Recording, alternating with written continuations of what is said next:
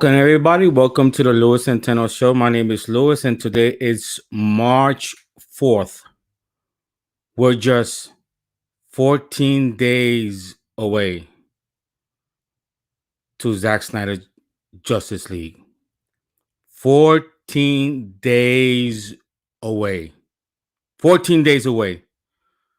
I know there's a lot of fans out there who are getting an invite for the virtual watching on March 15th, and I'm glad the people who was there from the beginning are going to be able to see it, not just the bloggers.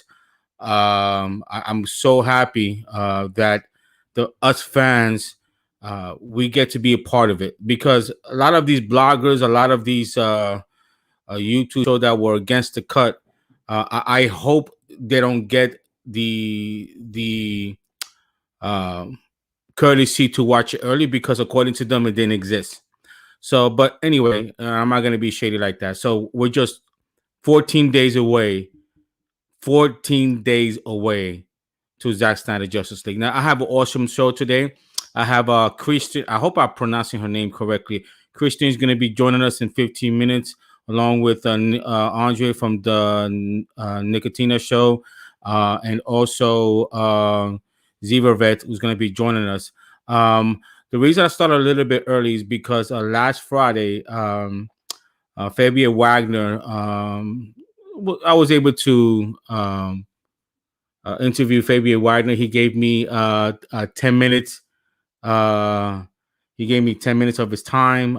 If you want to see the longer version interview, I interviewed him back in December. So you go to my channel and you could go ahead and pull that up. But he gave me 10 minutes of his time, and I was very grateful. So I'm going to go ahead and play that now.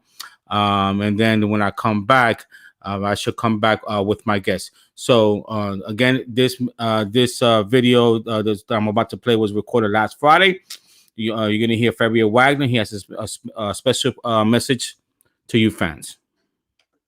Hello, everybody. Welcome to the Lewis Centeno Show. Welcome to Countdown to Justice. Right now, I have Mr. Fabian Wagner, who's joining us. He's kind enough to give us a good 5 to 10 minutes out of his busy schedule, and that's what we want to hear. We want to hear that Fabian is busy working on a project. I see the beautiful background. Where are you at, Fabian? Busy, man. I'm busy. It's good. I'm in between. I don't have much time because I'm in between recce's and meetings. Mm-hmm. But we're good. And yeah, the weather's nice. I'm in the UK right now. UK, okay, perfect. Let me give you a quick synopsis why I'm doing this event. Obviously, it's to celebrate Zack Snyder's Justice League that us fans we fought hard for 3.5 years. I know last we spoke, we already knew it was going to come out, but now we have an official release date, which will be March 18th.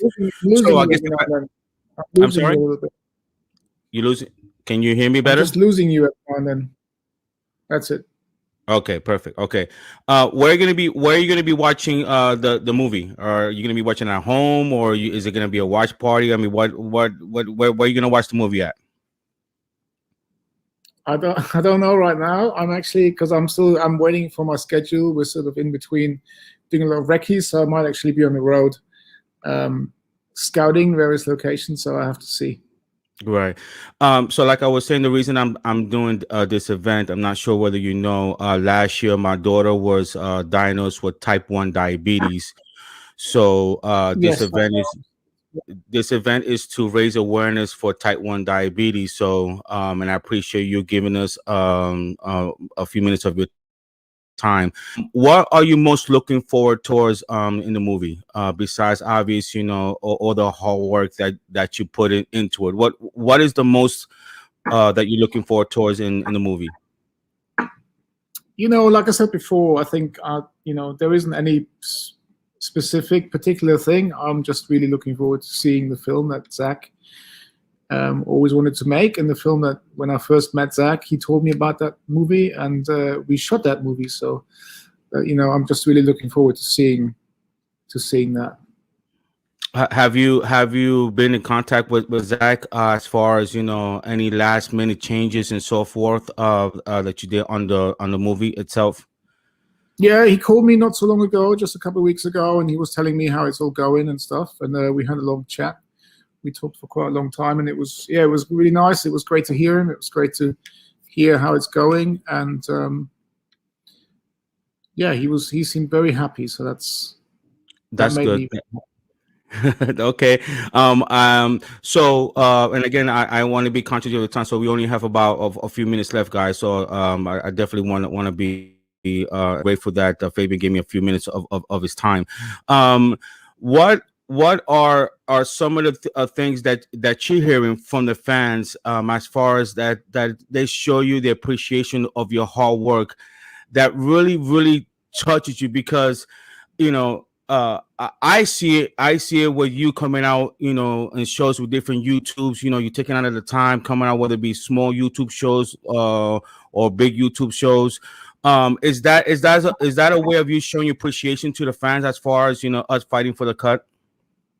Oh yeah, for sure. I mean, that's the only reason, to be honest. I think what you fans and the whole fandom of Zack have achieved and have done is incredible, and that's the least thing that I can do as someone who supports Zack as well and supports his vision, is to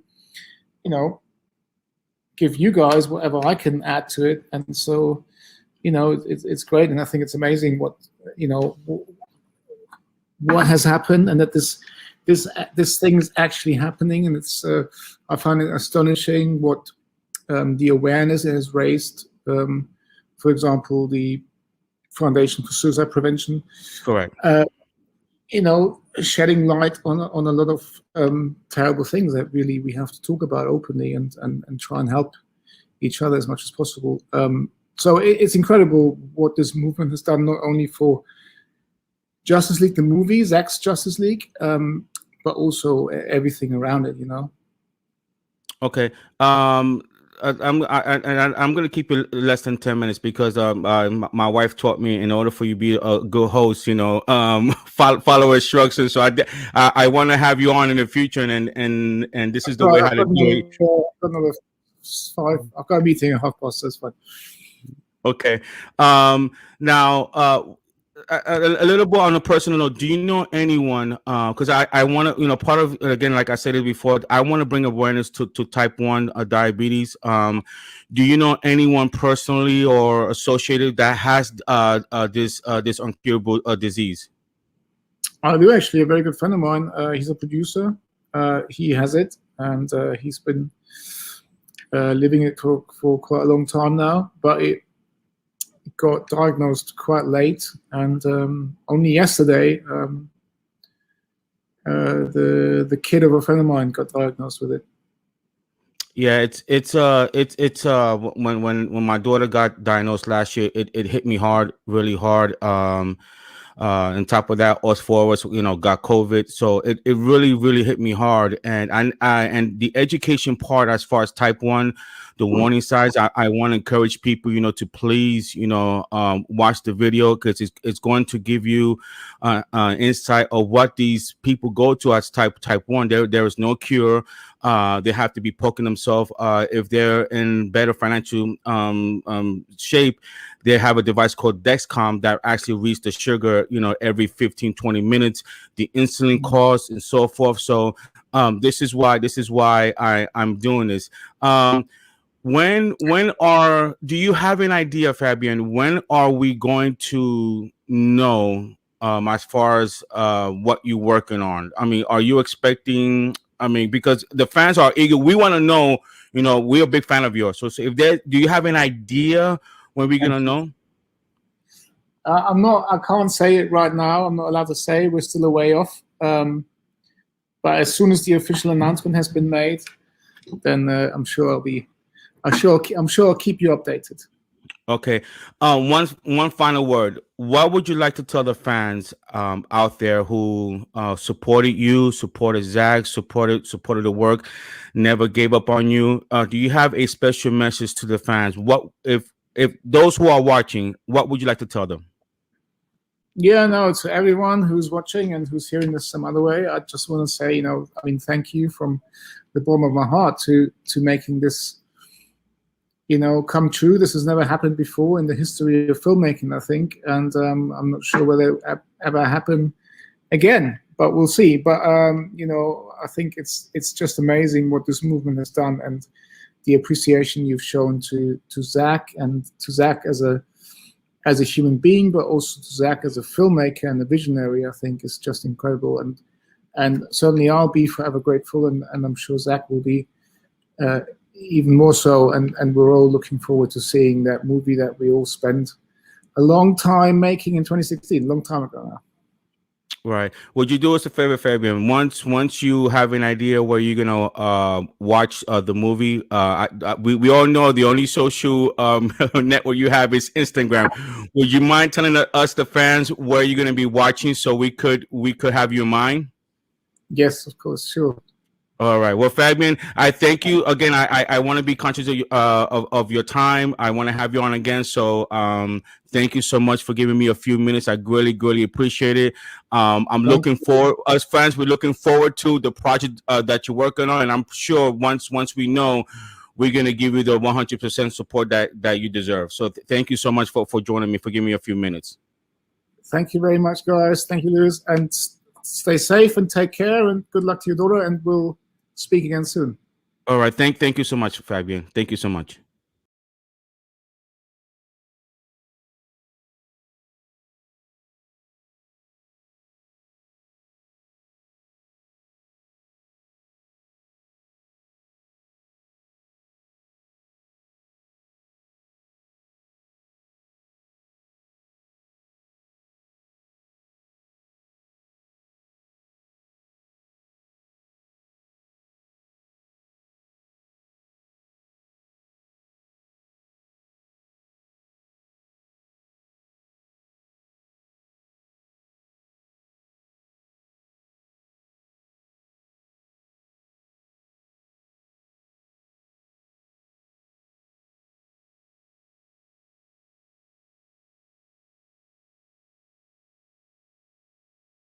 Everyone wanted to be there. Everyone wanted to be there. It felt like a championship fight. This feels like a the whole world, it seems like, is waiting for that day.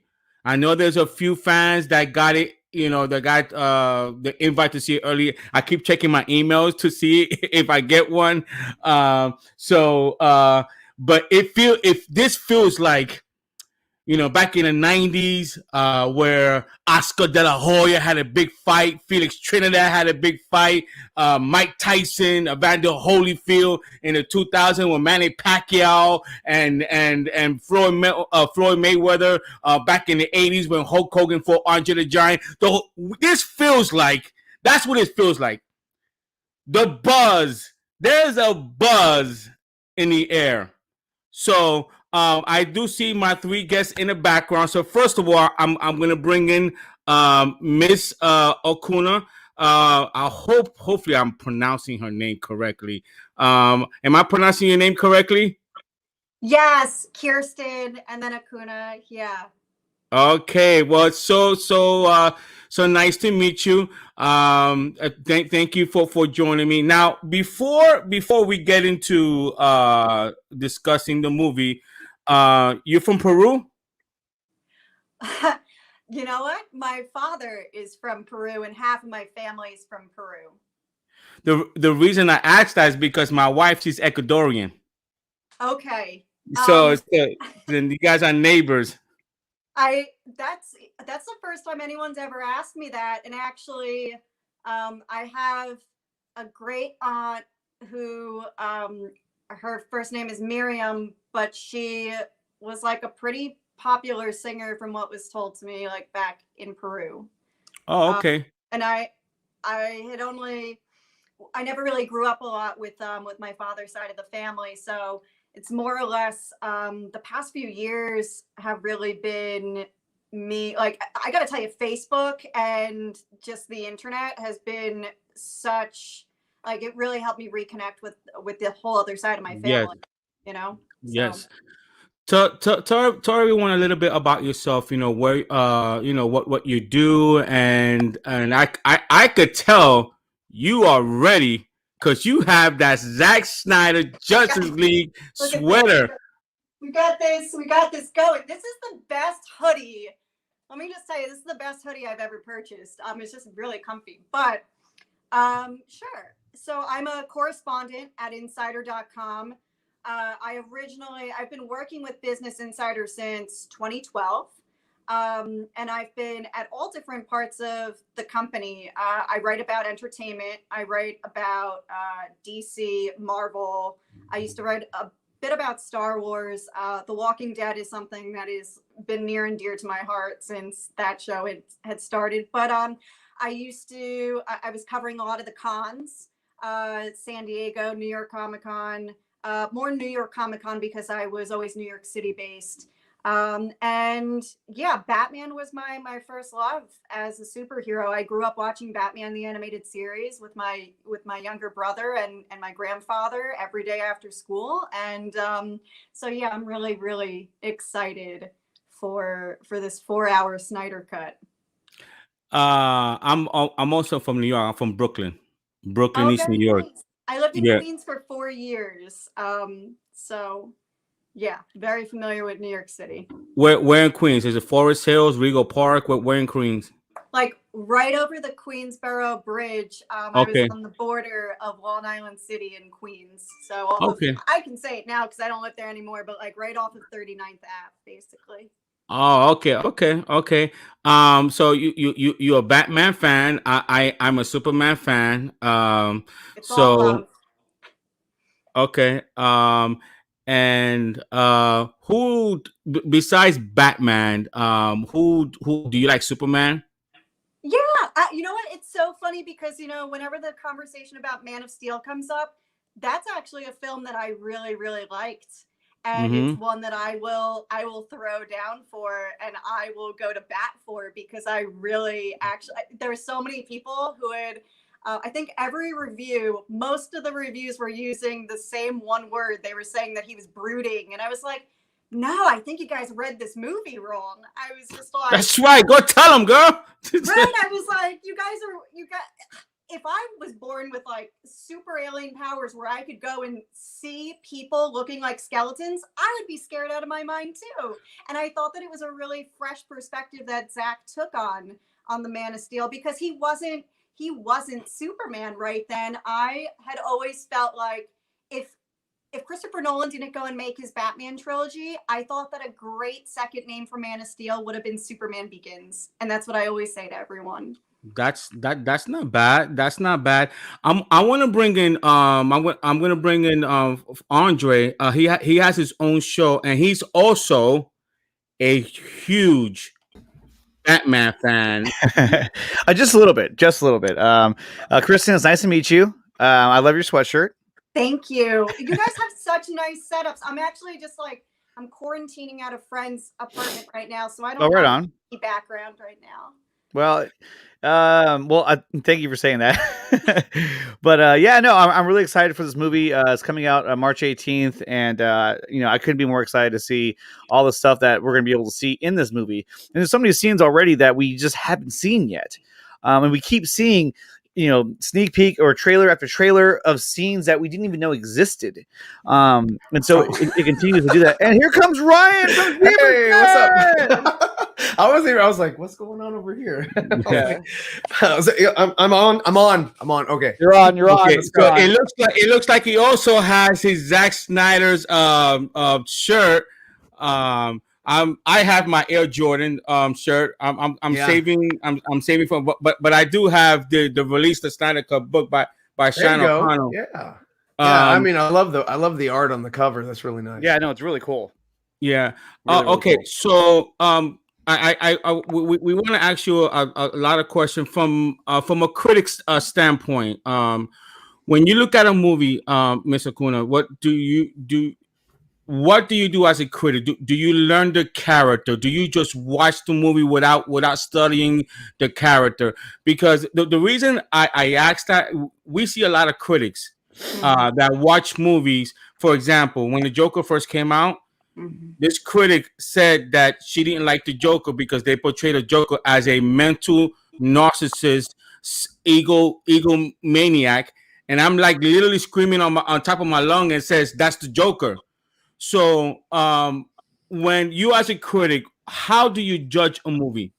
That's a great question, because this is a conversation that my brother and I have had many a time. I brought him to come and see some movies with me, and he came to see the Joker with me. Joker, by the way, you asked me who some of my other favorite characters were. Joker is one of my other favorite characters. Nice. And I enjoyed the Joker, by the way, in case anyone's wondering. But when I'm looking at a film, I try to look at it objectively. So no matter like however I feel about the movie, I don't think that matters. I think what matters for me when I'm going in, because I'm reviewing it for other people to tell them whether or not I think that they're going to enjoy the movie. So one, that's something that's in my mind. Like, are people going to enjoy this film? And then two, I think the other biggest question I try to look at is, I usually go through, we're always sent copious production notes for films. And I feel like a lot of critics I can't speak for everyone, but I feel like a lot of people just don't read through those. And usually when I'm sitting at a screening, if in the older days, we would just get a giant packet that would be almost like 50 pages printed out, and I would sit there before the film and I would start reading through and flipping through if I hadn't already received a digital version of them.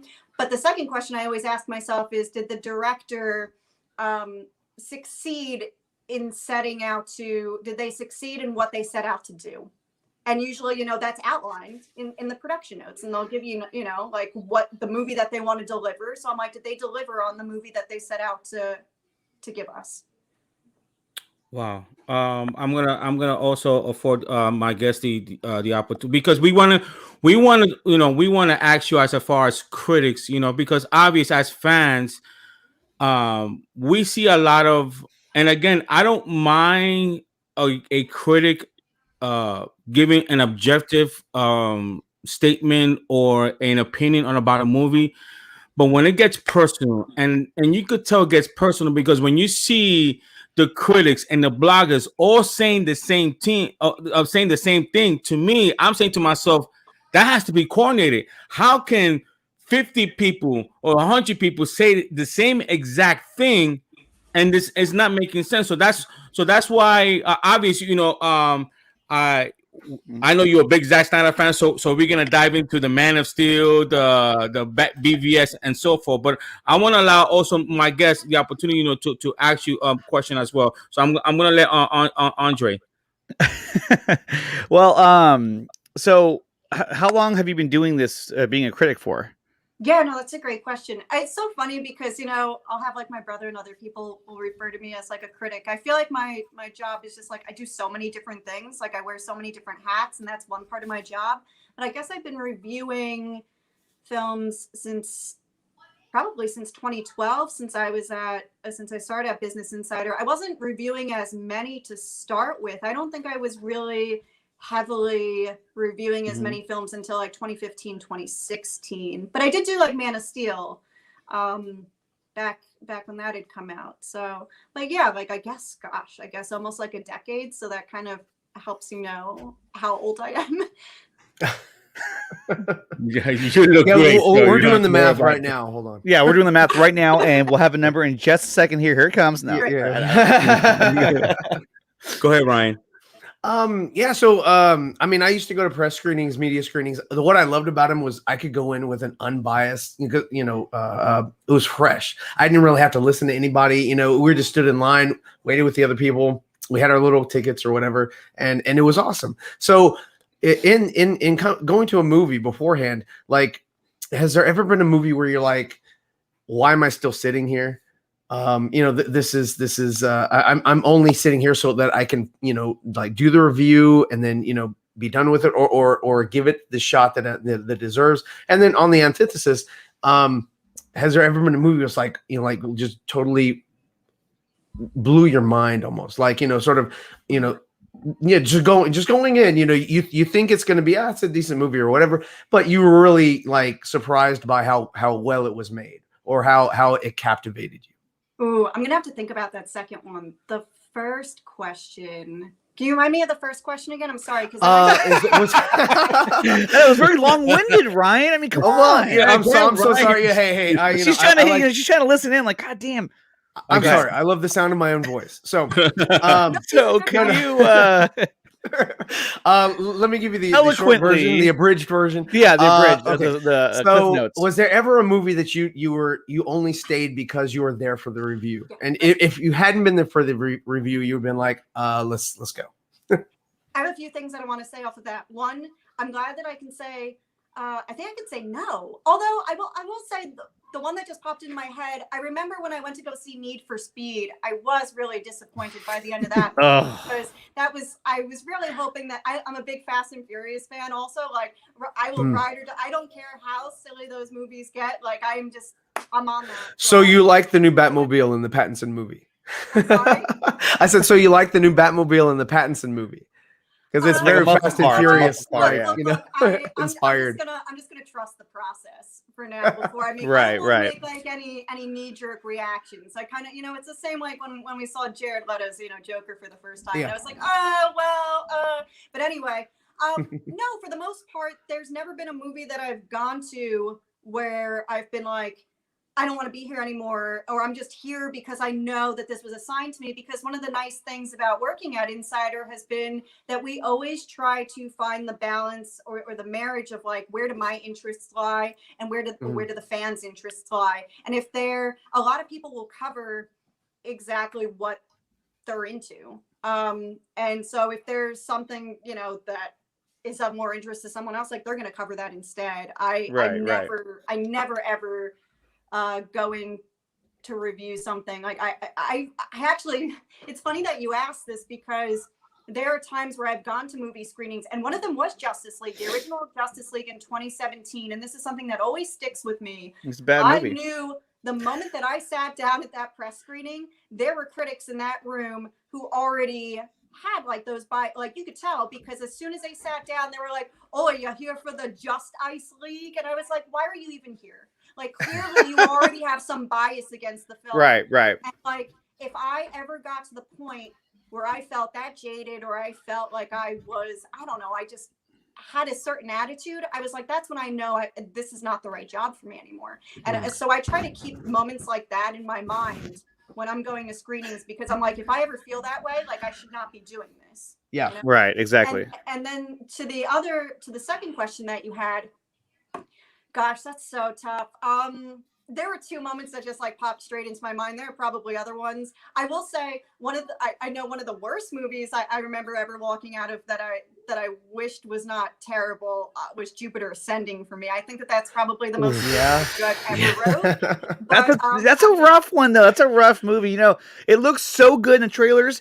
Yeah. It looked like it had so much potential. I thought, in actuality, the storyline, the premise of the story, I thought was actually a really cool story. I like the idea that the humans were put on Earth as essentially cattle, and they were going to be sold off or sent somewhere else, and they were waiting for it to become populated enough to where they can do that. But the idea behind it, I thought was kind of cool. And then how there was another alien race that was living on Jupiter, and they had their own base. Anyway, I thought that was kind of cool. But as the way it was told and how Channing Tatum had like rocket skates on, I was just like, okay, this is stupid. This is really dumb. I love how much you remember about this film, because I was looking forward to it. I saw it in the theater. I was like, dude, this is gonna be badass. And I saw it and I was like, wow, this is bad. This is bad the wrong way. The costumes were elegant, but I think two movies that you know what? I guess Guardians of the Galaxy. I went in with low expectations because I wasn't sure. I think a lot of us, like many of us, yes. Yeah, I did the same thing. We're like, Same thing. I don't know anything about these characters, and I think that sort of worked in its favor. Yeah. So we had no preconceived notions like what what they were supposed to be, because we didn't know really anything about them. Yeah. So everything was new. So we were learning as the movie was going on. Right. Yeah, I definitely thought that was gonna be the hardest one for Marvel to pull off. I was like, I don't know what Kevin Feige is thinking. This is gonna be like I've read some Guardians of the Galaxy comics when I was younger, and I was just like, dude, there's no way that you could adapt that to a movie and take it seriously. And then I saw the movie, and I was like, and by the time they got to the prison scene, I was like, dude, I'm all in. This is really good. They did a great job at storytelling with that movie and bringing back all the nostalgia, with the music and all that. So I thought it was a great movie. But yeah, I would agree. Jupiter Ascending is probably one of the biggest letdowns that that's been out for a while. Yeah. Let me ask it this way. Have you ever went to a movie that you left with your mind blown? Like you just like you were so deeply impacted. I have two. One is gonna shock you guys. Is The it first one, Jupiter Ascending? no, it's definitely not that. It's definitely not Jupiter that. Ascending. I loved it. Channing Tatum should have won Best Actor. It made me It's, cry. I it's love the definitely rock not of that. space. I love little aliens that are It invisible. reminded me of Percy Jackson. Oh, Lord, the first one obviously is BVS. BVS. I don't need to sell that one. Okay. But the second one is gonna actually shock you guys. I think it came out in 2004. Justice League. Ah! No, it was actually directed by Mel Gibson. Mel It was Gibson. directed by Mel Gibson. Are you talking about Apocalypto? No, Passion for the Christ. Oh, okay. Oh yeah. Passion. When I went there yes. with my family, the part that got me, I don't know. It's a movie too. It's a brute, but the part that really got me, that people in the theater were actually crying, was what was the whipping scene? How they took they hit him so hard that they took the flesh out. Yeah, I left that cat and nine tails. I left that theater. My gosh, my mind was blown. So, is there any movie that you saw in the theaters that really impacted you? And please don't give me any Batman movie, because I know you're a big Batman fan. I don't want to hit Batman 89. Like for me, I think that some of the movies that impacted me were the movies that I didn't know anything about, and I went into it and I got really blown away. Like, wow, this is really cool. And funny enough, this is probably, you guys are gonna laugh at this one, but one of the movies that really blew me away, and I could watch it any day, is Idiocracy. That's a fantastic movie. When I saw Idiocracy, I did not know a single thing about it. My wife and I were watching TV. This was a number of years ago, and we stumbled upon it on one movie channel. We're like, Idiocracy, what is this? And we started watching it, and it's such a great portrayal of where we're headed. Where we're headed, exactly. Yeah. No, it's such a good movie. President Camacho, President Camacho, he's on. He's going to be next, and so I would say Idiocracy was one that always stands out. Obviously, movies like Shawshank Redemption, I think is probably one of the best movies that's ever been made. It was really good, yeah. Yeah, it was a very good movie, and it appeals to such a wide audience as well. It doesn't just kind of capture one set or one demographic. It covers so many. It's such a good story. And I would say The Last Jedi. No, I'm just kidding. No, kick him from the stream. Yeah. But yeah, off the top of my head, I think those two movies, and one is a comedy and one is a drama, but both of them are fantastic movies. And I'll just, not to make you feel bad, but that question was for Miss Acuna. Well, I thought it was Just for the panel. Just kidding. No, just kidding. I'm just supporting the she is. No, go ahead. All right, Kristen, go ahead. I'm sorry. No, it's okay. I'm sorry. No, don't apologize. It's funny because I feel like I come at this from a slightly different perspective, because when you asked this question, I immediately thought of like screenings that I went to where sometimes it's days ahead of everyone else seeing the film, and then I have to keep these secrets, and I just want to like talk to people about them, and I'm like, I can't believe that like the whole world is going to be different in 2 days. And there were like two to three moments I can think of off the top of my head where I felt that way. One was when I learned that Harrison Ford was going to be killed off in The Force Awakens, and I was like, oh my gosh.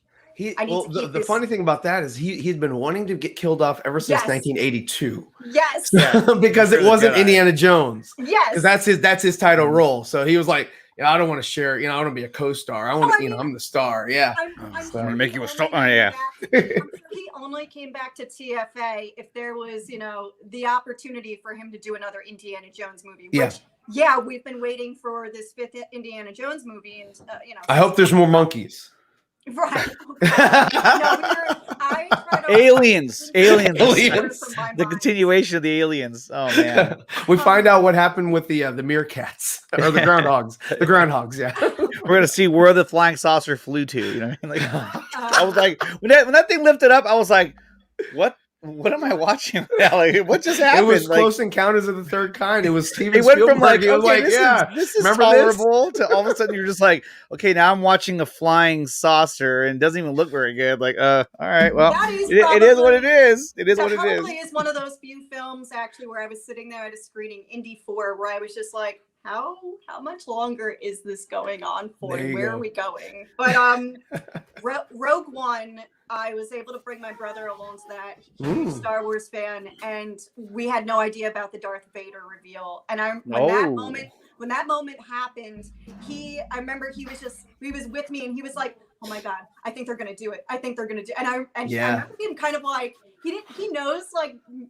He tries to not yell out usually if he comes to a screening with me, but he had like a visceral reaction, and I think the rest of the crowd was like, "Oh, okay, we can react to this thing too," because he was like, no, I don't remember what he said out loud, but like that was a moment where I knew like everyone's gonna lose their shit. Oh yeah, Yeah. No, that was a great moment, and that was added in. That wasn't even in the original, play of the movie. They were like, we need to change the ending. Yeah. And I'm glad that they did because it really tied in well with episode 4. Yeah. It really did. Yeah. And that was actually a good example of when you have studio intervention that actually went the right way for the movie, as opposed to another movie that we know about. But that one it was filled with reshoots, and the studio got involved. But at the end of the day, the movie was really good. Yeah, I thoroughly enjoyed that movie. Star Wars films, actually, and then it's really good. The other one, gosh, I don't know. It's kind of like equal. It's almost equal for me, either between seeing Infinity War and Endgame, because I remember walking out of the Infinity War screening and I was like, holy crap, no one knows this ending to this film yet. Like everyone's about to be destroyed watching it was very Empire Strikes Back. I was like, whoa, they're all gone, or are they dead? What's happening? Right. The only thing that stunk about that was that they announced the Spider-Man movies and in the trades, and I was like, but he's supposed to be like dead, so why are you letting us know that one? Right. Yeah, I was like, you and the Black Panther movie and all that. I was like, you guys should have just kept a lid on that until Endgame, completed, and then let us know, that these things are happening. A good example of like the opposite of that would have been kind of what they did with The Mandalorian, how they did not make any toys for Grogu, Baby Yoda, because they didn't. They knew if they did, it would leak. It would have easily leaked. Oh, and so they were like, just don't even make the toys. I don't even care. And the Luke Skywalker reveal.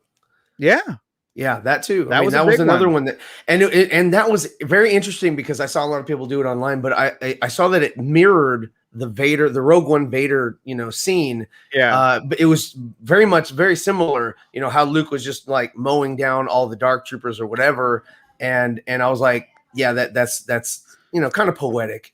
With the cinematography and all that. It was really, really cool. I thoroughly thought that scene was done really well, and it was the first time that we got to see Luke just be a supreme badass with a lightsaber. To where and we've seen everybody else do that, and we've seen Luke wield lightsaber obviously against Vader and all that, but this is the first time you get to see him just like I am supreme badass right now, and he just mowed those guys down.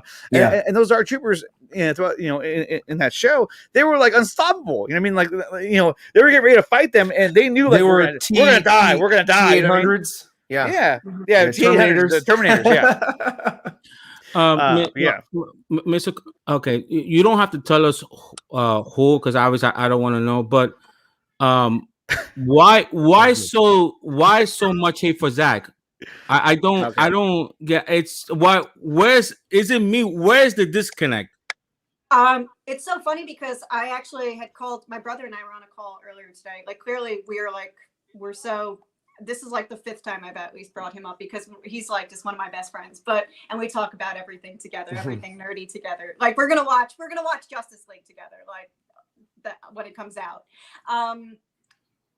So what we always say to each other, and what we said to each other today on the phone was that I think it's because Zack is just this filmmaker who doesn't fit the bill of your ordinary like filmmaker. Like he's covered in tattoos.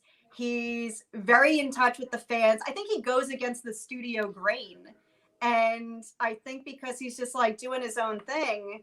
And he's always been really like, I don't know. I think he's always been very true to just who he is. And I don't know if you read the recent Vanity Fair article that came out on the making of Yes.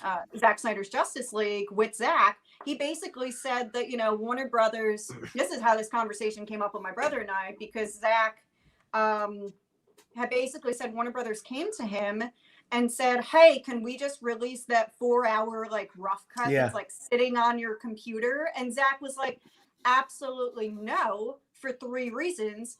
And those reasons being, you know that if you guys release it, like you're just going to get the internet off of your back. 2, you know that if you release it, I guess like maybe you guys are going to look like you did the right thing. But 3, if you guys release this as it is, like you're probably going to go and say, yeah, see, that thing was crap anyway. Like it wasn't good, you know, and you're going to be like, oh, see, this is the thing that you wanted. And the fact that he was able to like stand behind that and say like, either like this thing just remains this myth, or we go and we do it the right way, and we do it in the way that, you know, I saw it originally completed. I think you don't see that. Have you had conversation with critics themselves that don't like Zack? And have you asked them what is it about Zack? Because it's one thing, for example, I'm not a fan of a Watchman. It just didn't click with me. But I'm not on Twitter bashing the man, bashing the movie, because I just think there's a lack of disrespect. It's just you know, it's just movies. We're not gonna like every movie that is out there. Have you spoken to any critic to why do they get personal? You know, I haven't had that conversation specifically with other people, just because I think that they just honestly have it goes back to like some of the stuff that I just said, and I don't know why that is. I don't know what it is that like people have against him specifically, but I know that I'm at the opposite end of the spectrum. I mean, from the moment that I told you guys about the Justice League screening in 2017 that I sat down at, there were critics who just sat down and like they already had like their biases against it, where they're, you know, making a mockery of it. The moment that the first shot of that screening came up where you see Henry Cavill's face, and we knew that they had taken out the mustache, like people were already laughing on screen. There's so many moments where the critics were laughing throughout that film at moments where you weren't supposed to be laughing. So going into it, like I almost feel like it's kind of pointless for me to have a conversation with people at some point. Also, just like I'm just gonna say, because being a young woman who like writes about film, I already feel like when I walk into like a lot of these screenings that I am, you know, a minority. It's usually a bunch of men and like me and maybe like a handful of other women. So I already feel like they're kind of like, does your opinion even matter? Or I already feel like there's like, I have to prove that like I deserve a seat at the table. And it's like, oh, why is that girl here? Was she just, you know, assigned to come to this movie or whatever? And it's like, no, I actually like have a deep knowledge about, you know, DC and Batman or whatever. And I usually go into a lot of these screenings just knowing that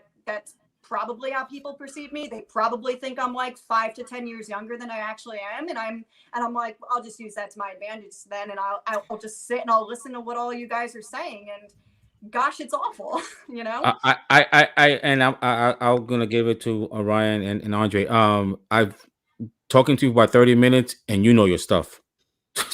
You could tell by talking to you, you know your stuff. So, and you're right. You know, you're a woman, you're Latina, and you know when the part that really gets to me is that the stuff that they accuse Zack, but if you look at the people that work under him, they all love Zack. Every single one of them loves Zack. Yeah. You know, he empowers women. He empowers the minority, and the people that's supposed to be for that are totally the opposite.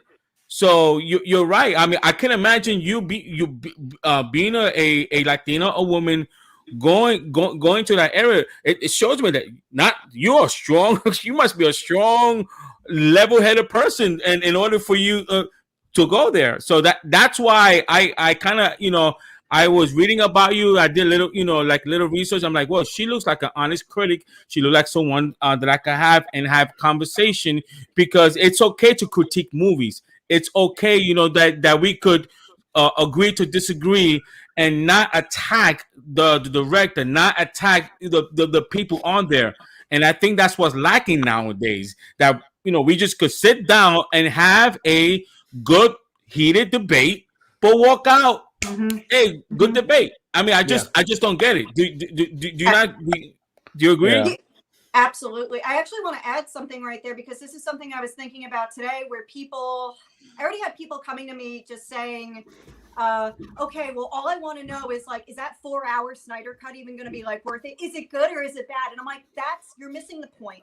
And I was like, the point of that film is that Zack is getting to see his original vision through. And I was like, I I hope it's great. I hope I love it, but that's not the point of the film for me. And I don't think that's the point of the film for a lot of other people who have been asking for this film. I think that they really just wanted to see, everything done right by Zack, basically. Sure. Yeah, I mean, I kind of I agree with that. I don't expect to absolutely love everything that I see in the 4-hour cut. I'm sure that there's I do. I expect every minute I'm going to be like, yes. This is not Jupiter Ascending, Nicotina. So damn it. I expect to sort of, maybe have some creative differences or whatever. I did with BVS. And I did a little bit with Man of Steel, but overall, I love the movies. Cut him. Overall, I love the movies, though. Right. I expect the same thing. I'm not just going to go in with blinders or Exactly. lenses that just don't allow me to see things for what it is. I'm going to go in there and say, okay, I'm objectively going to watch this thing. So, I mean that's how I'm going to approach it. I mean, I know Nicotina, it's just going to drink a lot of Kool-Aid that day. Yeah, I'll have blinders on the entire time. Like, I don't see it. Where? But I have a question for you. Being that as a critic, I mean, look, there's obviously you get access to a lot of different movies, and you've seen a lot of different movies. But on the flip side of things, that I think people tend to overlook is that I would imagine there is a lot of negative feedback, regardless of how you feel about a movie, when people don't agree with your take on the movie. So what is that like, knowing that as you're writing your review or reviewing it, that there's going to be negative feedback for almost anything you put out, unless you're agreeing with the mass majority of what everyone else thinks? Yeah. Gosh, I don't want to. This kind of like happened recently. I don't want to talk about the film because honestly, I felt like I had to go off of social media for like Jupiter Ascending. Yeah, that's what it was. It's funny because usually when I'm writing these reviews, I don't think about that. I'm always thinking about the two things that I told you, and I get really excited to tell people, like, is this worth, your $20? Like, do I think that you should go out and spend $20 for this thing? And are you going to enjoy that? And usually there's a way that I usually like write reviews, and they're like kind of structured, and it's like, here's what you should know about the film. Here's what was good, here's what could have been better, and then like I give a grade at the end. And there was just something recently where I did more of like a first person review, because I just I had a lot of insight into some of the making of the film, and I did have that thought where I was like, people may not be happy with this. And thank you, Steve. I don't know what he's commenting on what I said was totally right, but just say everything. Just everything. Everything you've cited. Kristen, just go with it. Just go with it. We know Steve. The copy's good. Yeah, the copy's good. Just read the copy. But he's saying it's about a filmmaker getting his film, his work, finally being seen, not just Zack, all the casting crew. Exactly. But yeah, I feel like I'm kind of like thinking a little bit about that more now, because I literally sometimes I've gotten like death threats over these things. Like if I write Are you a bad serious? review, Really? which is Oh, like, yeah, and that I would might imagine happen people were because like, "Wow." that's when I'm like, I need to sign off. Like I can't be on Twitter then for like a week or whatever, because that's kind of just like, guys, there's larger stuff going on in the world. Exactly, Like, exactly. I know, And it's yeah. just this is like a at this film, point, and if we can't have a dialogue, a respectful dialogue back and forth, and sometimes I feel like I'm not going to have that conversation. I know that there were a lot of people who were like, well, she's not responding to this thing on Twitter, so obviously we're right. And I was like, no, I'm not responding on Twitter because like I only have 280 characters to say what I can say. And it's very easy for people. It doesn't matter what I mean when I write something on Twitter, or when anyone writes what they want to on Twitter. What happens is that when you tweet something, no matter what you mean, it's just however everyone else interprets that. And then Sure.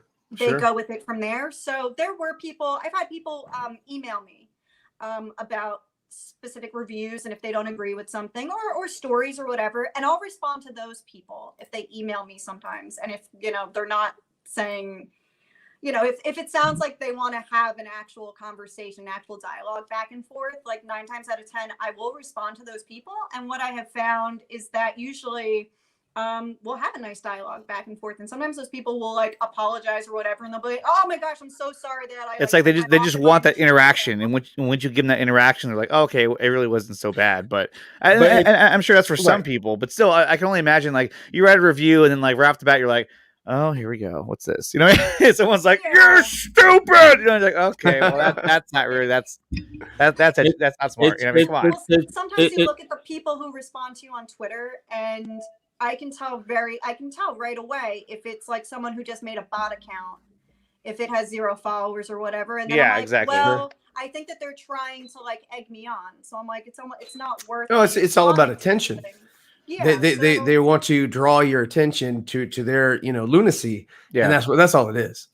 It's to stroke their own ego, and they just want to interact. And also it's unfortunate because show like us three that we honestly we just want to just sit down, just have a talk. It affects you trusting, like, okay, should I get on this show? That 1 or 2 or 3 back. I mean, Grace Randolph, she talked about it, that the reason that she doesn't go on show no more is because she went on the show, and she went on the show and she was attacked. And it's unfortunate because there are YouTube channels out there that all we want to do is just for my show, it's about the guests, it's about you. We get to know you. We want to know about your background, what you like, your dislike. That's what my show is about. There's a lot of shows that have like informational shows, like Chris Wong is real good at giving information. Mm-hmm. I want to be different. I want to be able to bring my guests on just talk about movies, mostly DC and Marvel. So it really is. It gets me upset. Well, anyway, I'm just gonna move on from that because it's just hopefully don't change. There are most of everybody are nice people that just especially have shows that just wanna just talk to you. So and thank you for trusting me. Thank you for coming on. I really appreciate that. Now I wanna dive into before we get into the movie, because this is really important to me.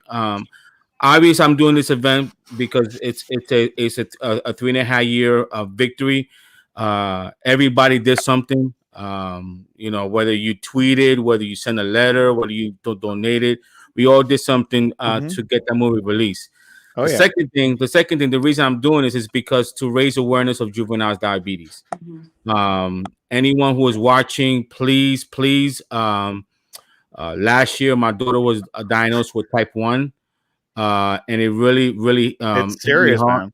Yeah, it's it really the warning signs was there, but she's tiny. She's 5 feet. She's 110 pounds. Yeah. So we here in Florida, I'm not sure if you guys been to Florida. It's hot.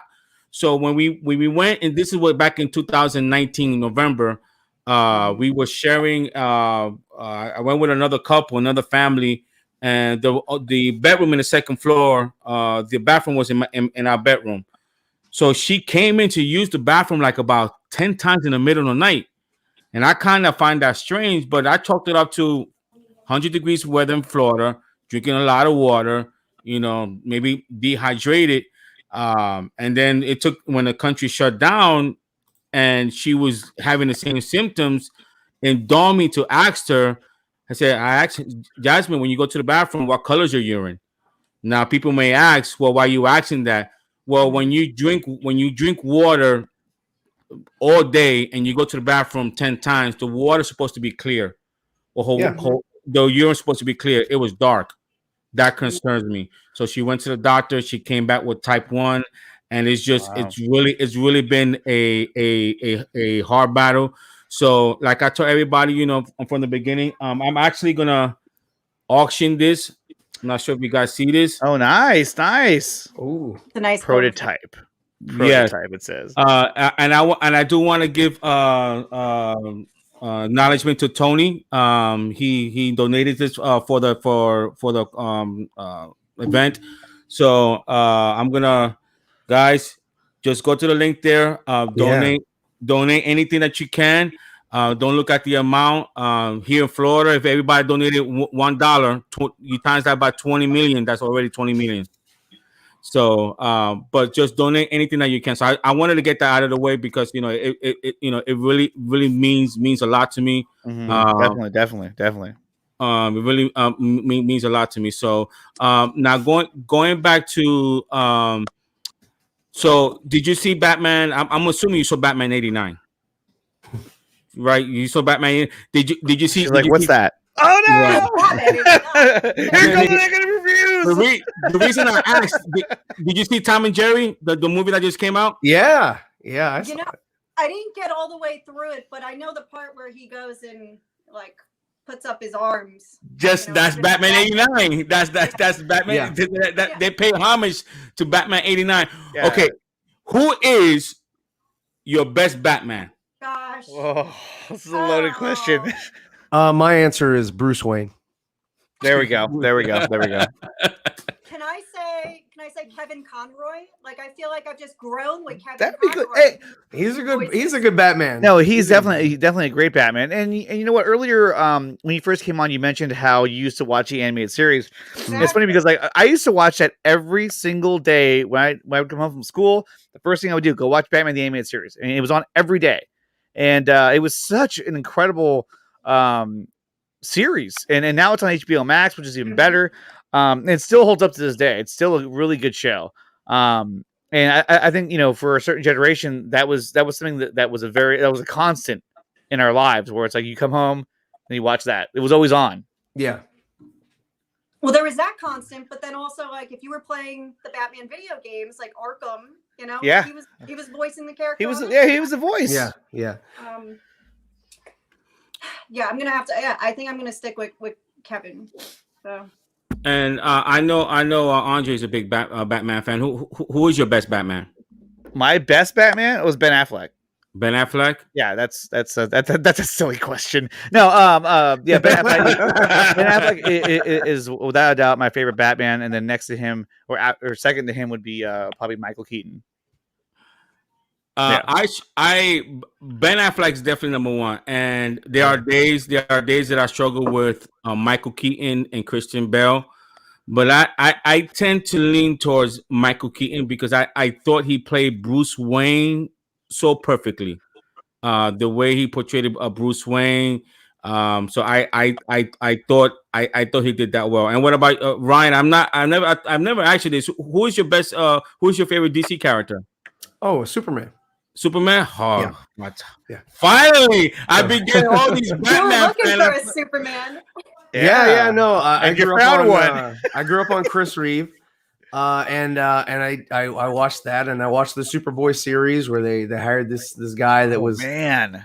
Yeah, and they were going to rehire him. They didn't know this, but they were going to rehire him for Lois and Clark, but they didn't realize that he already played Superboy.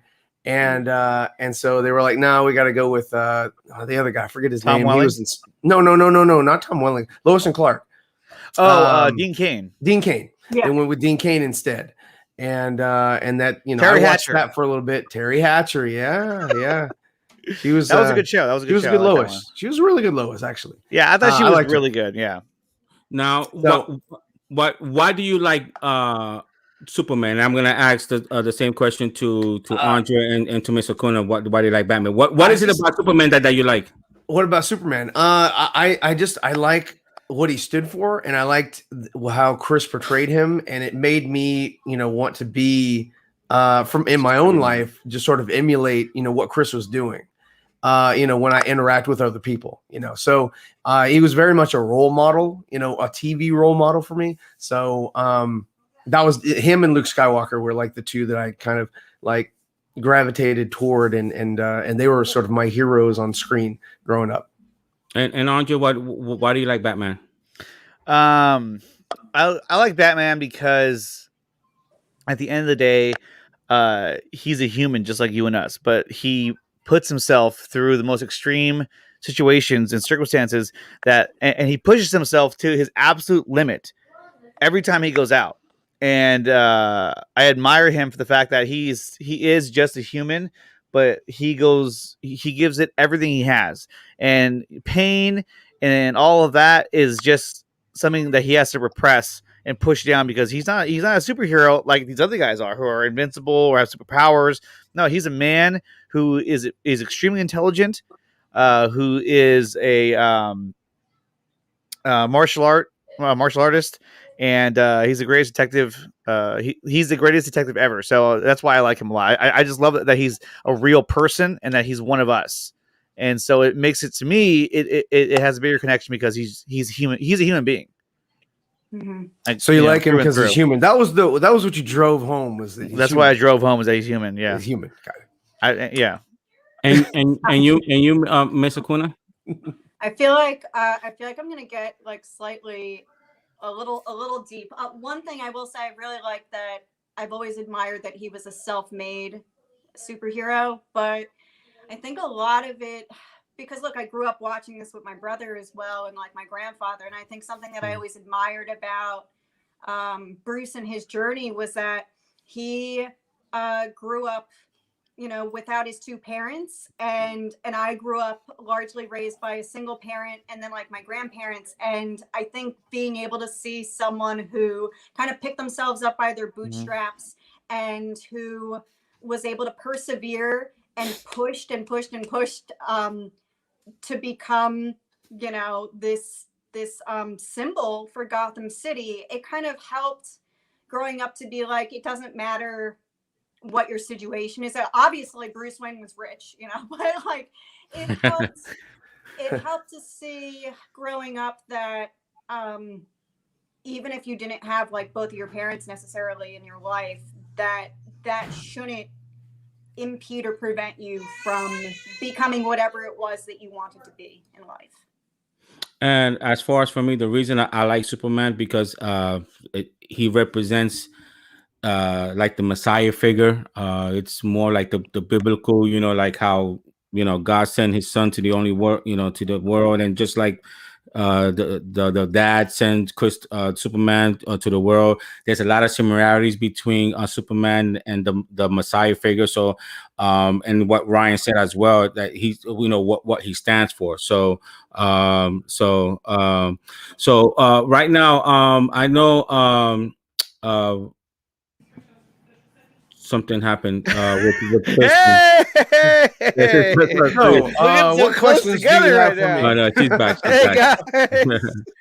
She's back. Okay. The guys is giving me a hard time now, but I was about to say She was like, Superman, I'm out. That's a good one. You want to push her out? Hey guys, hey, what's up? Yeah. So Andre and Ryan, they have a show that they have to prep for. So I thank them, for coming on for a few minutes. If guys, she's Miss Acuna, she looks like she's it's a perfect person, to have on your show. She Definitely. average. You can see she knows what she's talking about, and she'll put people in their place. Right. And that's what our show is all about, is putting people in their place. Putting people in their place. the tagline. That's it. That's what we Damn, do. that's good. Let's write that down. I'll let you guys know before you have to go. I found out today. I don't know if I'm allowed to say this, but I'm going to say it anyway. I found out that I'm going to get to watch the Snyder Cut on Monday. And I'm really excited about that. So I'm sure I'll definitely share my. So you got the email today? I did. Yeah. And I would be lying if I didn't say I teared up a little bit, just because I was like, oh crap, I didn't know I was gonna like get this, because like, and I say that because you're probably like, oh come on, how did you not know that you were gonna get that? And I say that because like I didn't get to do like the Wonder Woman 1984 thing as early as other people did. Like I didn't get that until like pretty last minute. This is a little different. Yeah. No, that's awesome. That is so awesome that you got the email, and I hope you replied. And I did. And then and completed the process. She didn't reply. She's like, oh wait. She's like, I got it. I'm done. Yeah. Well, that's kind of a funny story in itself, real quick, because I got that. I hit the accept button, and the moment I hit the accept button, my computer froze. Your computer was shocked. Wow. Your computer was like, oh wait, what are we doing? That's why I'm on an iPad right now, because I haven't been able to like get my computer to turn back on. The thing did go through. I got the confirmation, so like it's good. But it's a Trojan horse. The computer couldn't handle it. The computer was like so overwhelmed by like, oh my gosh. Your computer's like, I don't want to show this movie. I can't handle it. It's too much for me. If it's 4 hours, the sound quality, it's too much. What were you thinking? What were you thinking? Miss Akuna, no. All right. Well, call me Kirsten. It's like you don't got it. I don't think anyone. Oh, is it Kirsten? Is it Chris? Okay, because I'm. Oh, you know what? It is Kirsten, because the I is before the R. Kirsten. Okay. All right. Well, Andre, Ryan, thank you guys for joining me. Of course. It's a pleasure. We'll definitely talk. Okay. All right, man. Thanks a lot. See you next time. We'll talk to you later. So nice meeting both of you. Nice meeting you. It was nice meeting you too. All right. So that was Ryan and Andre who just joined us. So I want to make the most of my time with you. Thank you for really joining me. As a Latino, I'm always happy when I see my race progressing and getting somewhere, and so I'm real, and I mean this, shine. When you out there, shine. You represent all of us, because unfortunately sometimes they look down at us. Sometimes they don't think that we have our own mind, that we're not intelligent. So thank you for being that voice, that what we need, definitely in the industry. So now when you saw Man of Steel, where did you see Man of Steel? Oh gosh, had to be New York City. It could have been either, I don't remember if I saw it in Times Square or if I saw it in Lincoln Square, because it was so many years ago. But yeah. What did you think of it? Because when when Man of Steel first came out, I actually was in vacation in Ecuador. I remember that. So and then when I came back, from vacation, the thing that people were talking about is that Superman killed. And they didn't like the movie. And I'm saying to myself, that can be it, because in the comics, Superman does kill. And even in Christopher Reeve's Superman, he kills. Now, I know there's somebody in the chat that said he doesn't, but the director actually said he does. So if Richard Donner said he does, and then you're saying that he doesn't, then I'm going to believe what the director said. But anyway, what did you think about that scene when you saw it? It's so funny because like that wasn't the scene that I was shocked. I was shocked that happened, and that wasn't like what stayed with me after seeing the film though. And I think so many people stuck on that one moment, and I think so many people stuck on the giant like fight sequence between him and Zod, and like destroying the entire part of the entire town. I don't like that movie and like that scene and how upset people got over that. That really, I think, that's why a lot of other superhero movies like now go out of their way to make sure that they are like fighting in like an obscure area, like in BVS. You know, when Superman and Batman finally throw down, it's like in an abandoned area, right? And I think that you see a lot of that in superhero movies now because that's something that really upset people. But when I watched Man of Steel, I mean, the things that stood with me were that, you know, I thought that it was a great way of looking at it. So someone was asking me about this the other day and they were like, oh, why don't you talk about, you know, how you feel about Man of Steel? And I'm like, oh, because I've had this conversation so many times and like so many people like just, I know that so many people dislikes Man of Steel. And I'm like, and I don't get it because I thought that Zack gave us a real grounded version of the hero through the lens of like how a young boy who was all of a sudden given all of these powers of how he would react in real life. And I thought that it was a great parallel and a great statement for anyone, like, because he has his father like basically tell him, you need to hide who you are, you can't be true to yourself. And we've seen these stories like after, I guess before Man of Steel, with like Frozen, like basically saying the same exact thing with Elsa, right? Like that she was told her entire life that she needed to go and hide who she was, and by the end of the movie, you know, she let herself shine. And I saw Man of Steel was the exact same thing, except for, you know, the killing of Zod. And that was why I loved that movie so much. And that was why I told you I thought that a great second name for the movie would have been Superman Begins, because everyone, I think so many people were upset with the death and the killing of Zod because everyone assumed that he was already Superman because he was wearing the outfit and stuff. And I was like, he's like Superman light right now. I always expected that the second Superman movie, which it's a shame that we've never gotten this, was really going to be the movie that cemented him as like fully coming into his own and fully like grasping like his powers and fully grasping like his sense of right and wrong. And this was like him just figuring things out. I agree. As a matter of fact, this is where, and I'm not sure whether you want to use this argument, but the people that have a problem with Man of Steel, and I agree with you. I even have a title for the second movie. If it ever comes out, I want it to be called The Superman. You know, the Superman, like but the Batman. yeah, right. But this one, the Superman stands out because he you know, there's no one like him. But going back, do you remember Superman 2? How in the end of the movie, how Superman was in the chamber and General Zod lost his power. Superman already knew that he was going to lose his power, General Zod. So when he came out of the chamber, he knew that General Zod was no longer in power. He lost his power. Yet he picked him up, gave him that kind of smile, and instead of him, the Superman that those bloggers wants him to do, instead of Superman, Christopher Reeve Superman, picking those three enemies up, taking them to jail, he picks up General Zod and throw him across, and they fall down, and he dies. Nobody talks about that. Superman already knew that he lost his power, but yet in Man of Steel, he had to make a choice.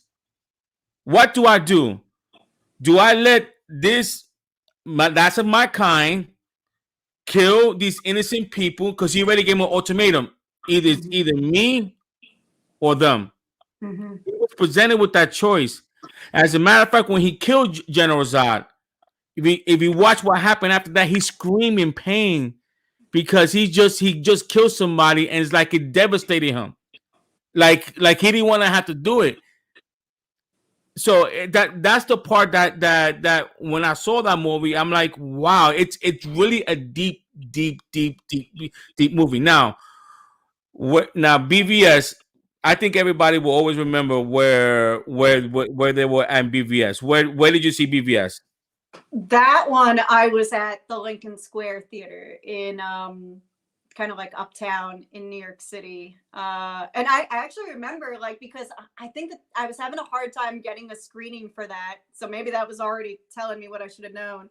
And I had like a complimentary pass for it. And I think I was going with my brother. I don't remember what I had to pass from, but I remember like having this like thing. There were a whole bunch of people like online with me, and I got pulled out of line because the people recognized that like they had me on a list or something, and they knew that I was a reporter, and I had to sign an NDA, and it was like really wild. But I remember going into that screening having very high expectations, because it was called BVS, and then we just didn't see them fighting for. It sounded like we were going to see them fighting for the entire movie, and then we didn't, and you know. Can you, because I think there's a misconception what is a NDA. Can you educate us? Can you educate? I mean, I know what it is, but can you educate us what you're allowed to say and what you are not allowed to say? Yeah, I'll just say, so I was pulled out of line to sign a non-disclosure agreement just so they didn't want me to, Warner Brothers didn't want me to go and like say anything immediately after seeing the film and like tweeting something out or like writing something right away, because there was I think there was a press embargo for, when you could review the film.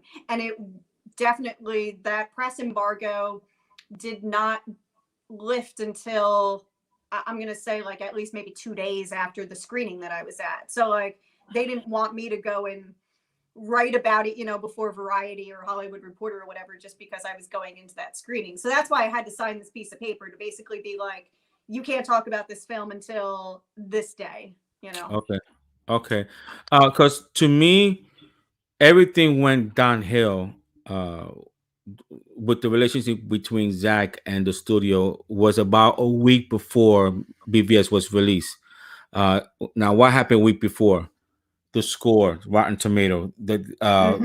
When those scores was released, everything went downhill from there. Now, obviously, I know you're critical, so I'm not gonna ask you, to bash, the actual company. I'm just looking at, from my eyes. And the little that I know, and obviously, what Zack is talking about. When the studio and Zack actually said this last year, was it when he had that his event?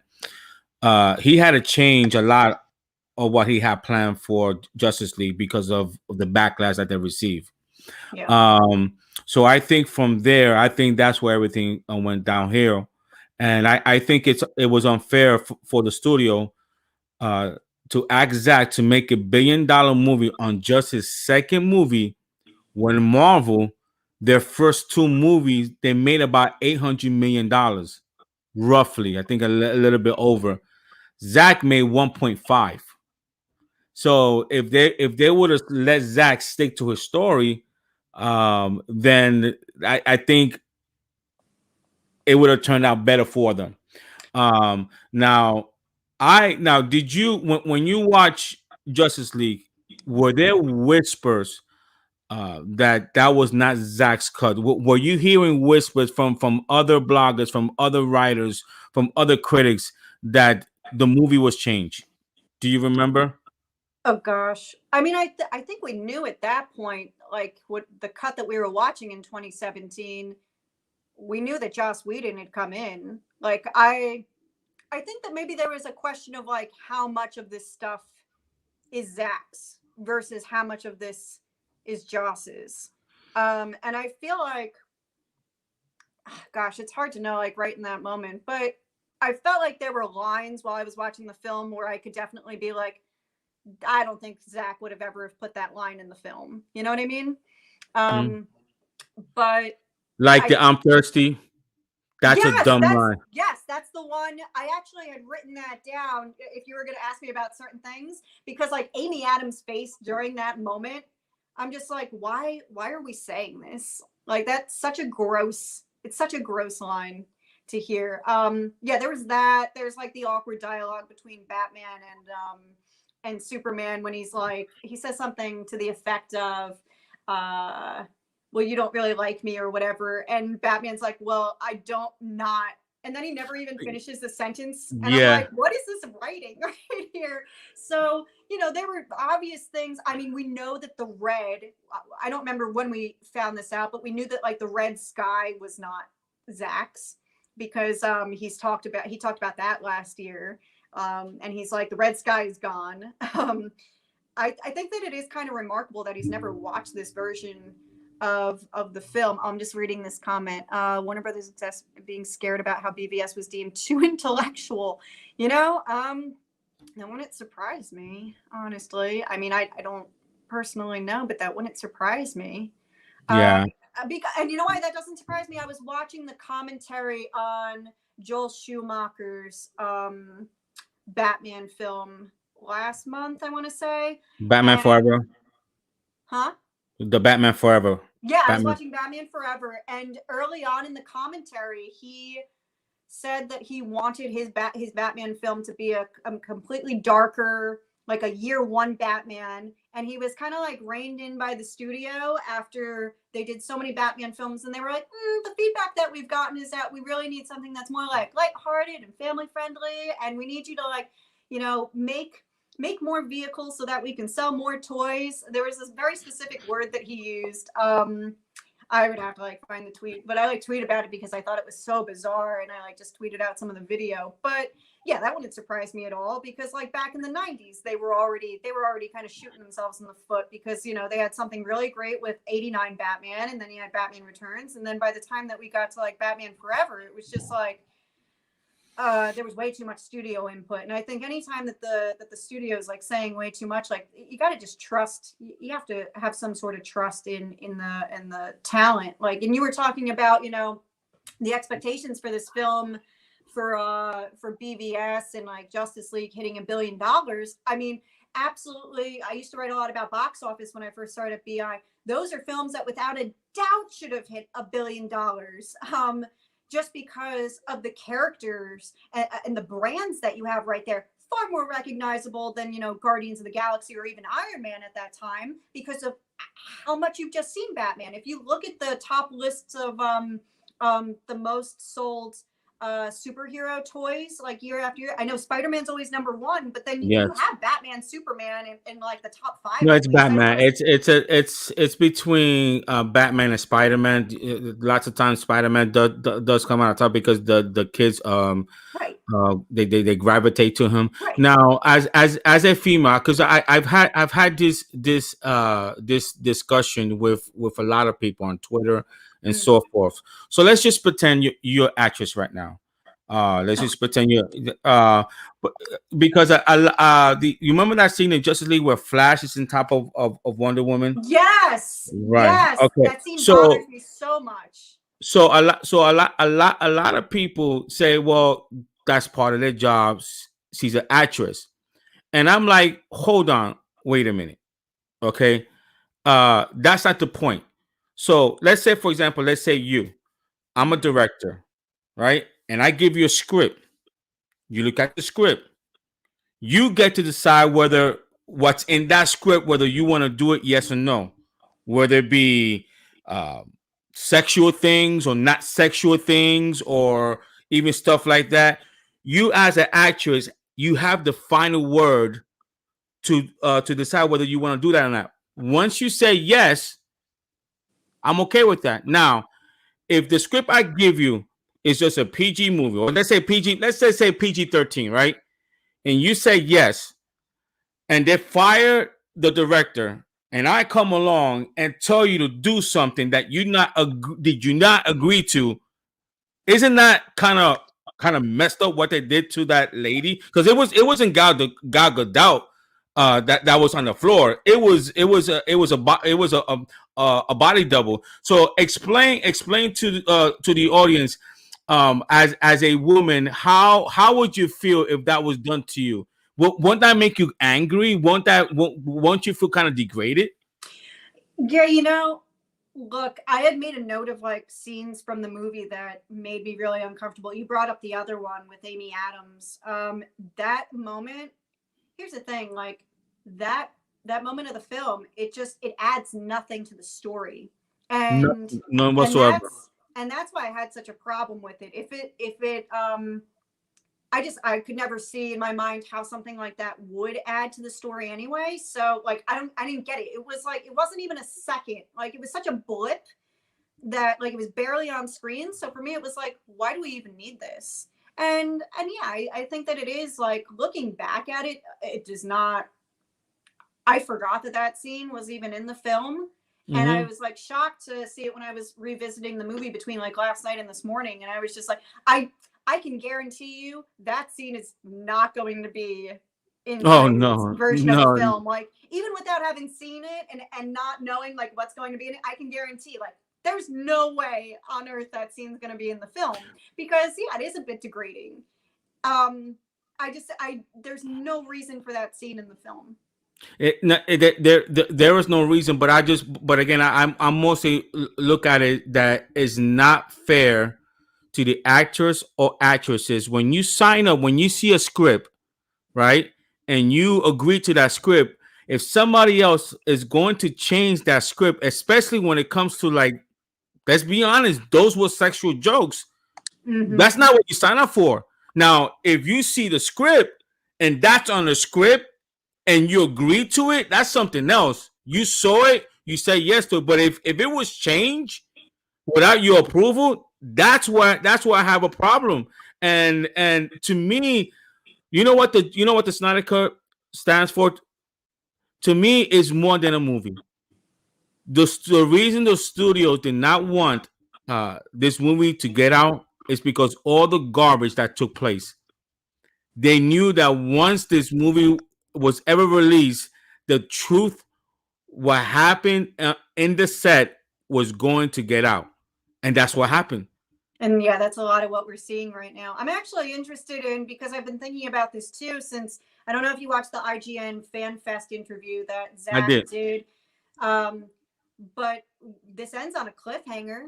And so do you think that like if this movie is so enjoyable, do you think that the fans are gonna like okay, let me ask you this. You touch on that. Start another hashtag? let me ask you this. What do you think the cliffhanger is? Ooh, I feel like I don't want to like spoil it if I feel like I know who the cameo is. Do you know who the cameo is? I feel 90% sure I know. All right, so okay. All right, so it's okay. I think I'll just say I think it ends on a cameo. I think it ends on a hero cameo. So. Well, Zack. Well, we know that because Zack said that, but I took it as a massive cliffhanger leading up to Justice League 2. So, so this is what I think. Okay. I believe. He said hardcore fans. So obviously, if you know, you don't have to. Obviously, I don't want you to break any NDA. The hardcore fans is believing is Green Lantern. That's what the hardcore fans are believing. Now you could have a hero cameo, but also on a different note and on a massive cliffhanger. And my thing is, he used massive. So I'm thinking that the massive cliffhanger is Darkseid kills Lois Lane. Oh wow, that would That's what I think. That's what I think. That Darkseid, because he didn't say cliffhanger. Because if it's cliffhanger, we could find 10, 20 cliffhanger in Justice League. But he used massive, and I'm thinking to myself, what could be the massive? Because to me, a hero cameo is not a massive cliffhanger. He used massive cliffhanger, and to me, go ahead. I was just thinking, like, the only way that would maybe work if a hero reveal is a massive cliffhanger is, you know, if it's a very Avengers Endgame on your left moment, you know, where like where everything looks like they're about to lose, and then all of a sudden someone comes in with like the cavalry, right, or something. Well, okay. Well, then if let's go with that scenario that you just presented. You know, something like an Infinity War. Supergirl. Right. People have been talking about that as well. Supergirl. But I'm almost positive it's Green Lantern. That's what I think. I think it's Green Lantern because I think the marketing, even the marketing on the Green Lantern sign is there. Well, I'm pretty sure that like I think that they said that there was something on with the logo in here that was supposed to like hint at something. Maybe not on this sweatshirt, but yeah, there was supposed to be a bunch of Easter eggs like on the sweatshirt as well, and on the shirt that people bought. I'm just trying to have a really good poker face to not like anytime that you name someone to not like try to smile or do anything. Oh, okay. Let me change the subject because I definitely want you back on. So I definitely don't want.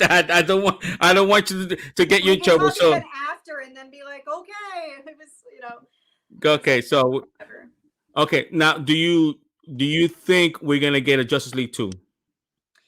As a fan, I mean, I think that a lot of it is going to be it's going to be dependent on what the reaction is to this. We've already seen what the power of like the fandom can do. This was something that like we never would I have considered that like a group of passionate fans were going to be able to will a movie into existence, right? So since they've already willed one into existence, I think that this is going to show us something. And if the reception to this 4-hour Snyder cut is that fans want a sequel, and if they start I think we could very well see a new hashtag next week, which is like release the Snyder cut 2, or Zack has said that he originally had like a 5-part plan for the DCU. So like, yeah. and I can very much see, I know that the regular DC EU, or they don't really refer to it as DCU, that's a construct that we came up with as journalists. So the DCU or whatever, I know that they have their plan with Black Adam and the Flash movie and whatever. To me, I don't see why we can't have both coexist, because how many different comic versions of Batman do we have? How many different like we get a new animated film every single year, and that we're not confused by like 5 different versions of Batman and whatever going on.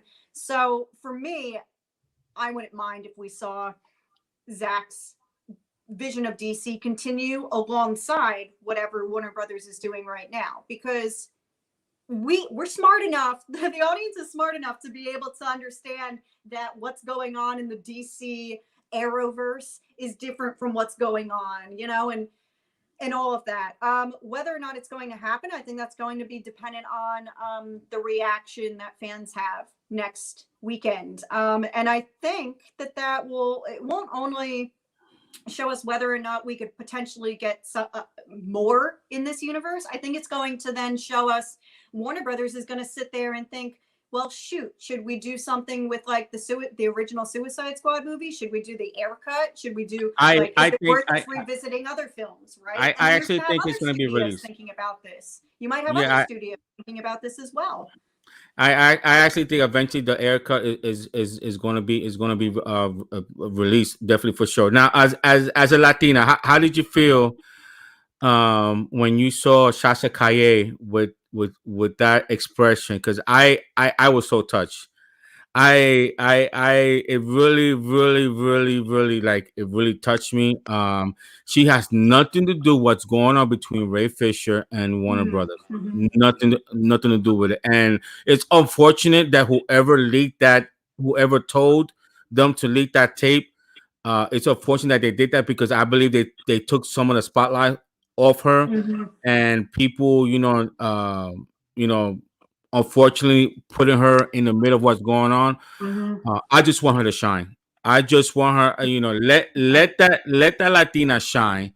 She has nothing to do with Ray, what's going on with Ray Fisher. What I told people, we could do both. We could support the Flash because we have a Latino director. We have a Latina playing Supergirl. We have other minorities there.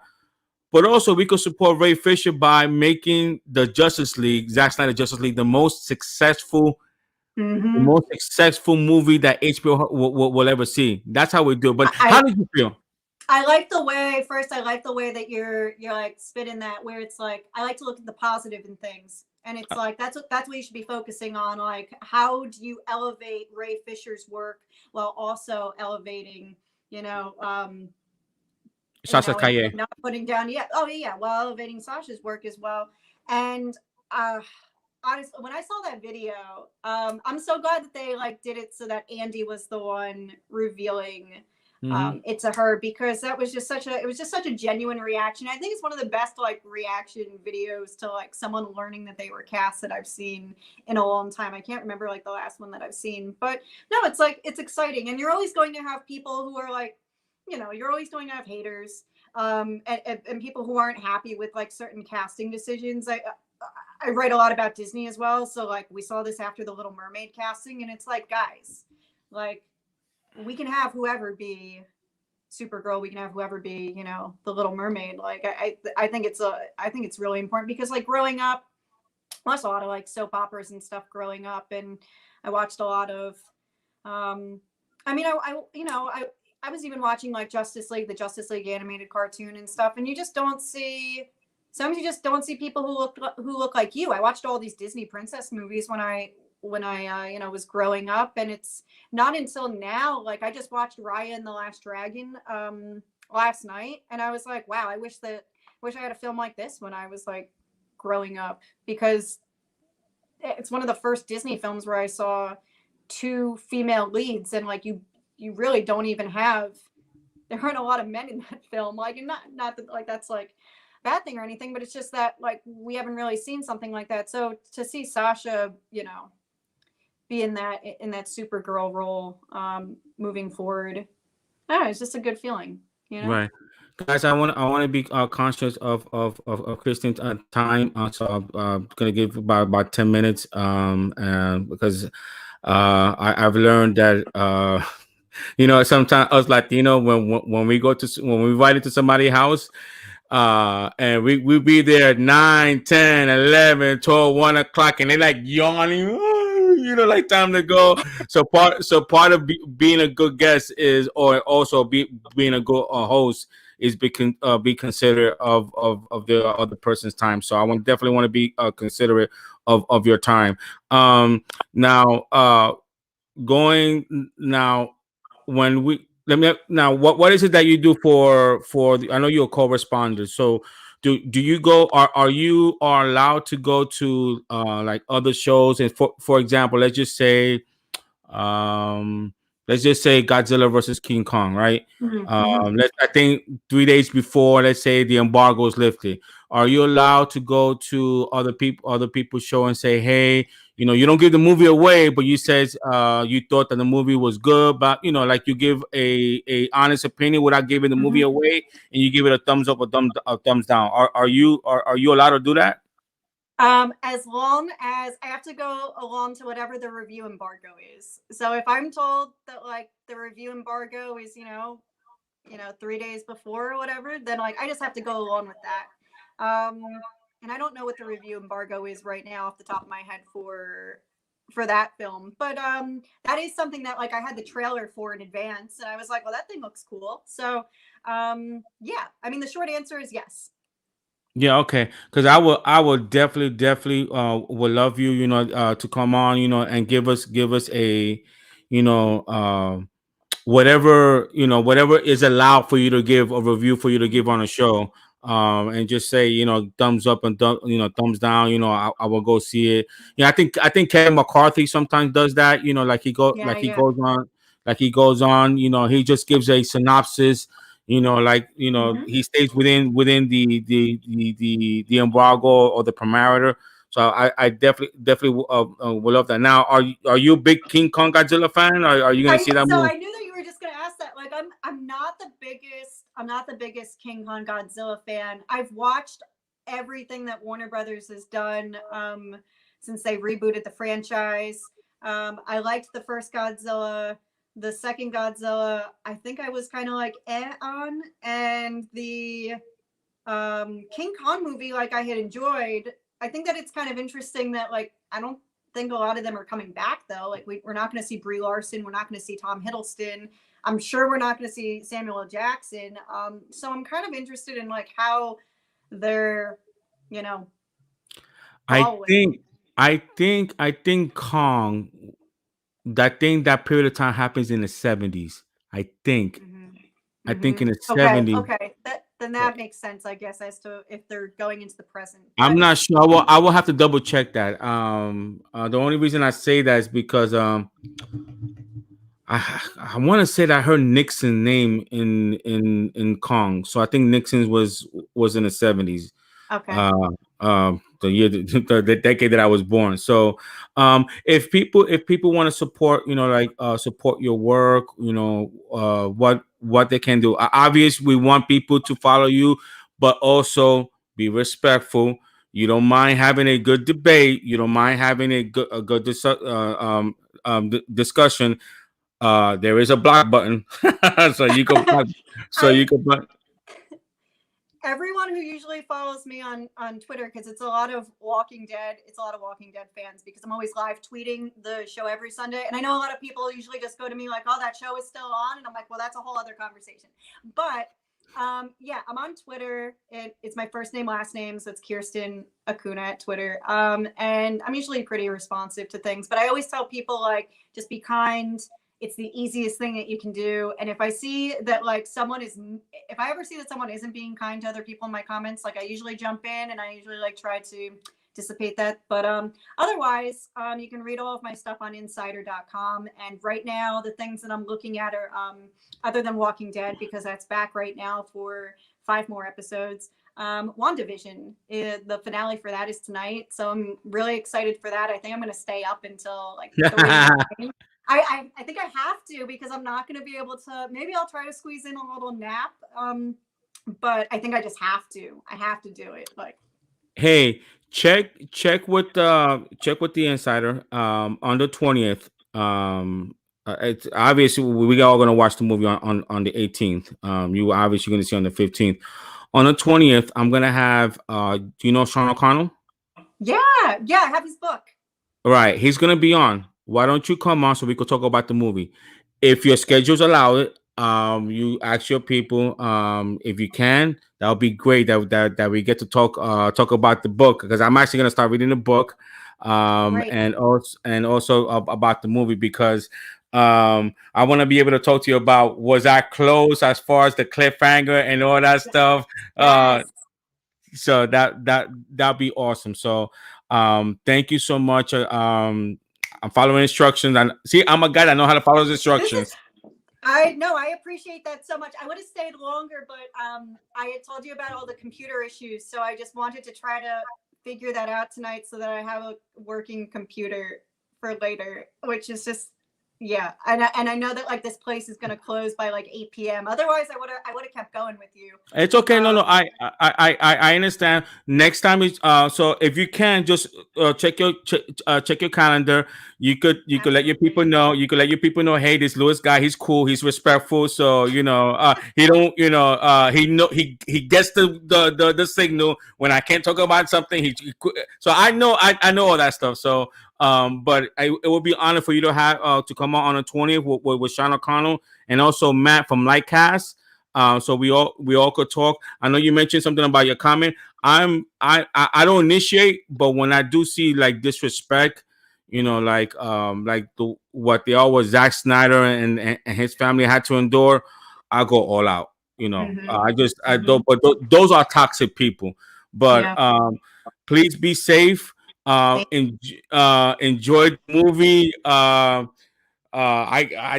keep checking my email to see if I get one. So, but thank you so much. I really appreciate you coming. I really do.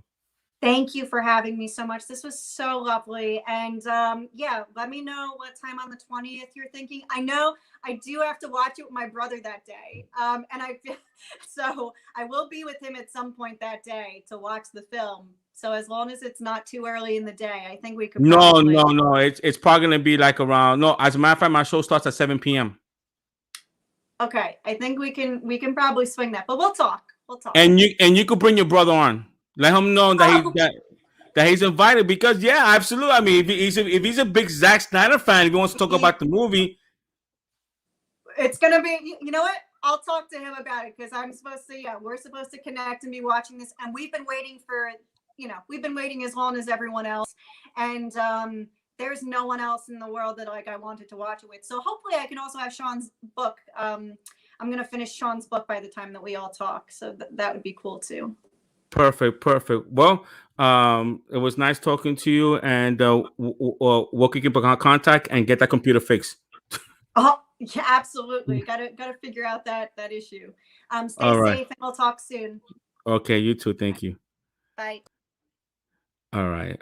Thank you. Wow, that was so now we have, I wanted to invite her because, I know a lot of critics, they get a bad rap. And there are some honest critic out there, and you just saw one. She's an honest critic. She just I that's why I asked her, how does she judge a movie? What is it that she does? And you could tell she takes her job seriously. No, it's just Riley, it's just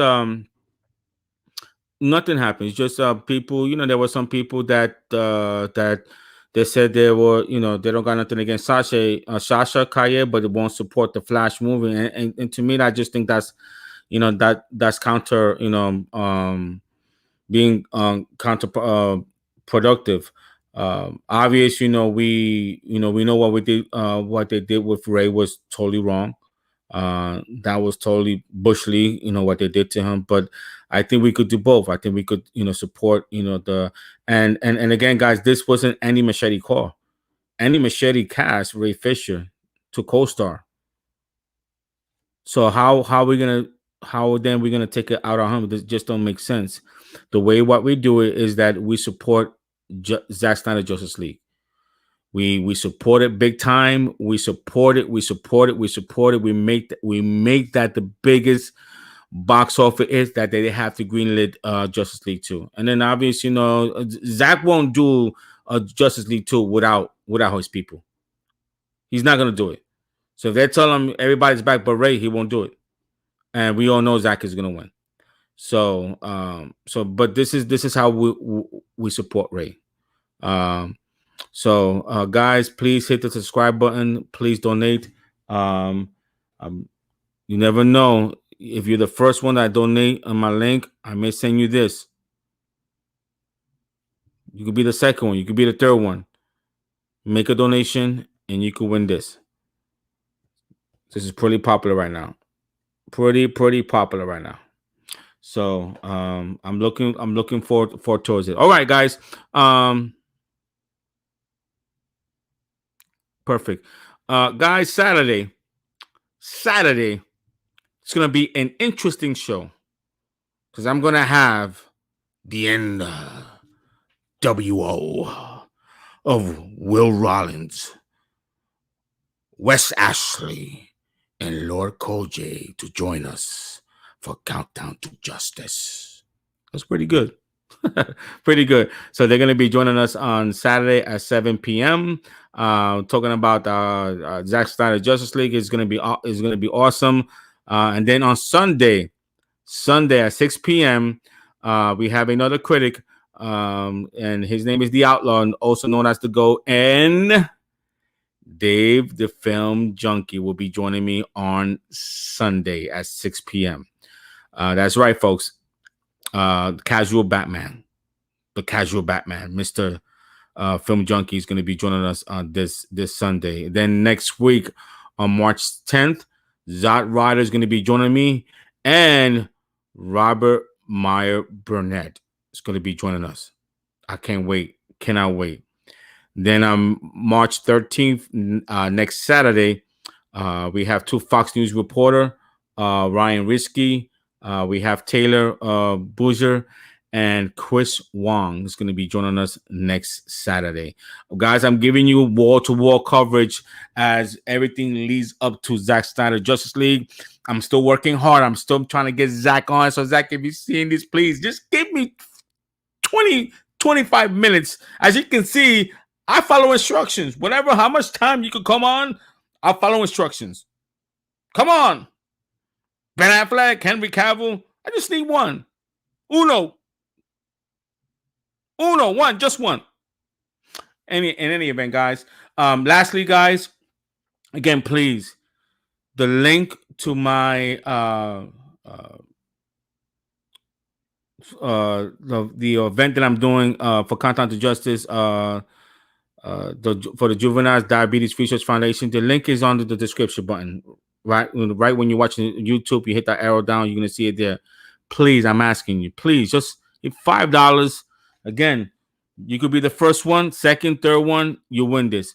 Just anything, just a McDonald's. How much is a McDonald's meal? Where you at? $6-7? Can you give that up? Just to fight this incurable disease, type 1 diabetes. And that's what we're doing. I'm raising awareness for juveniles type 1 diabetes. This hits close to my heart. When this event is over, I'm going to do another event, and I'm going to do one for the suicide prevention, because I am a suicide survivor. And by the grace of God, He's given me a second opportunity. And this is what I'm doing. I'm taking a full advantage. So in any event, guys, I thank you so much for joining. I really, really appreciate every single one of you guys. And I see you guys on Saturday at 7 p.m. See ya.